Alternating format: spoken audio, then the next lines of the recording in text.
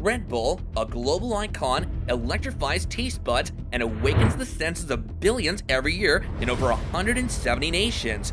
But the story behind its creation is often unknown. Many say that Chalio Yovidia, the mastermind behind Red Bull's success, didn't inherit riches, but instead rose to prominence through sheer determination, starting as a humble duck farmer in Thailand and eventually becoming the third wealthiest person in the country. But how did he do so? How did an energy drink rise to power despite global restrictions? And above all, how does Red Bull truly make money? Keep watching this video to find out the truth behind Red Bull's massive success and what's so controversial about it. Before we get to that though, don't forget to like, share, and subscribe to our channel. Now let's begin with the background, shall we? Well, on a fateful day in 2012, a man took to the skies and made history and $6 billion in the process. Austrian skydiver Felix Baumgartner became the first human to break the sound barrier without the help of an engine. Climbing into a tiny silver capsule, he rose 24 miles into the stratosphere, 100,000 feet above the Earth's surface. With a salute, he jumped out of the pod, plummeted for 4 minutes, and broke the sound barrier with just his body. The world watched in awe as Baumgartner made history and his sponsor Red Bull reaped the rewards. Red Bull invested over $50 million into the Stratos project, a 7-year mission to break the record for the highest skydive. It was a remarkable achievement that generated billions in revenue for Red Bull, and the profits keep rolling in every time the event is discussed. But here's a little known fact: Red Bull doesn't make anything. That's right, Red Bull is an Austrian marketing firm that's gotten so good at their job that they've created the largest energy drink brand in the world. But how did it all start? Chalio's journey from a poor duck farmer to a successful entrepreneur is a testament to the power of innovation and determination. He started his own pharmaceutical company and saw the potential in the energy drink market, which was lacking in taste and appeal. In 1976, he created Chronic Dying, which eventually became Red Bull. At first, the drink was only sold in pharmacies and targeted at rural Thai laborers, but as the economy boomed and more people entered the workforce, Chronic Dying gained popularity and was embraced by the working class as a boost for endurance, speed, and concentration. Although the beverage industry was buzzing with competition, one drink stood apart: Chronic Dying. Aiming to target blue-collar workers outside of Bangkok, Chalio, the creator of the drink, stressed the importance of building a unique brand and marketing strategy.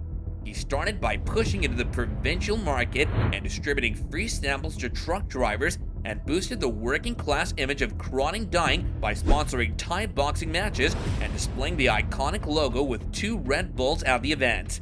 He wanted to create a lasting association between the drink and Thailand's beloved sport, and the logo itself was carefully designed to symbolize power, perseverance, and energy. However, would a cool logo and high-profile sponsorships be enough to make Chronic Dying a success? The answer was yes, and in the 1980s, Chalio began selling the drink internationally, starting with Singapore and then Hong Kong. But the success would go much further than Chalio could have ever imagined. During a business trip to Thailand in 1982, an Austrian salesman named Dietrich Mateschitz stumbled upon Chronic Dying and was immediately impressed by its jet lag eliminating properties. Dietrich, who had a successful career as a sales and marketing executive, saw the potential of the drink in the Western market and decided to take it global.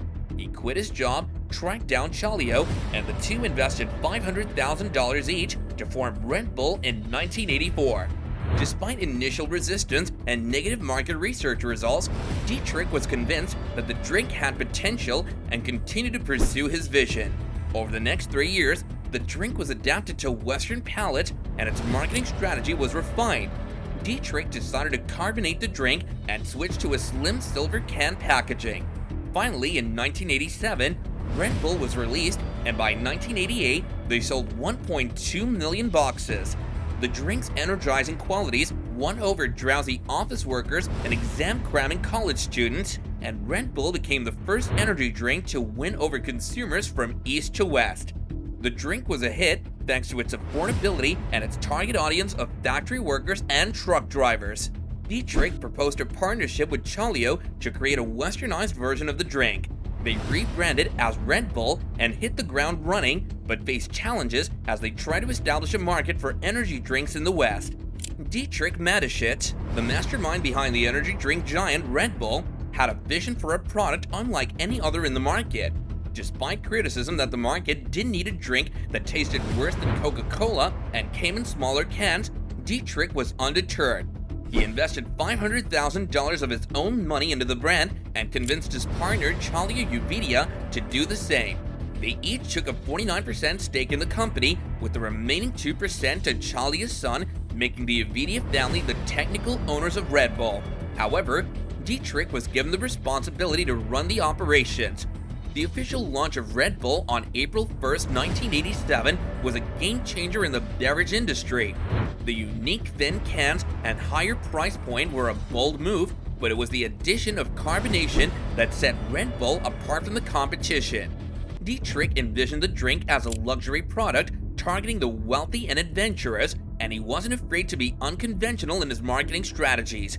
He worked with Austrian ski resorts, bars, and clubs, and even hosted parties on college campuses. The result was a successful first year, selling over 1 million cans and creating a new market. One of the most fascinating things about Red Bull is their production model, which is quite different from other beverage companies. Instead of owning factories, Red Bull partners with suppliers like Roush for their juice. This allows Red Bull to focus solely on marketing, which has become the core of their business. The marketing strategies used by Red Bull have enabled the brand to become a household name and a symbol of a rebellious spirit. Red Bull's reach extends far beyond just their energy drink. They have a clothing line, a travel agency, esports team, a NASCAR team, soccer teams, an ice hockey team, 2 Formula One teams, a music platform, a career support website, and much more. Despite the sheer number of projects and ventures, Red Bull has a calculated mission to take over the world, and they're well on their way to achieving their goal. One of Red Bull's unique strategies is creating their own events instead of sponsoring others. By doing so, they have complete control over the events and ensuring their products get the exposure they deserve. This approach has been especially effective with their sporty teams, such as the New York Red Bulls. Naming a sports team after the brand has not only increased brand exposure, but also created a fan base that will continue to support the team for generations. The future of Red Bull is nothing short of massive, and they're just getting started. With their innovative marketing strategies, unique production model, and the reach of their brand, Red Bull is poised to become an even bigger player in the world of sports, entertainment, and beyond. In 20 years, it'll be exciting to see where Red Bull has taken us and how they've continued to push the boundaries of what is possible. In conclusion, Red Bull's journey from a small energy drink in Thailand to a global icon is a testament to the power of innovation and determination. Chalia Uvidia, the mastermind behind Red Bull, rose to prominence through his hard work and determination, starting as a humble duck farmer and eventually becoming the 3rd wealthiest person in Thailand. The success of Red Bull can also be attributed to Dietrich Mateschitz, who brought the drink to the Western market and refined its marketing strategy. Despite initial resistance, the drink's affordability and energizing qualities won over consumers, and Red Bull quickly became the first energy drink to win over consumers from east to west. The company's investments in extreme sports and events, such as the Stratos Project, further solidified its image as a brand that embodies power, perseverance, and energy. Today, Red Bull is the largest energy drink brand in the world, electrifying taste buds and awakening the senses of billions every year in over 170 nations. That's it for today's video, guys. Meet you in the next one, and until then, stay safe.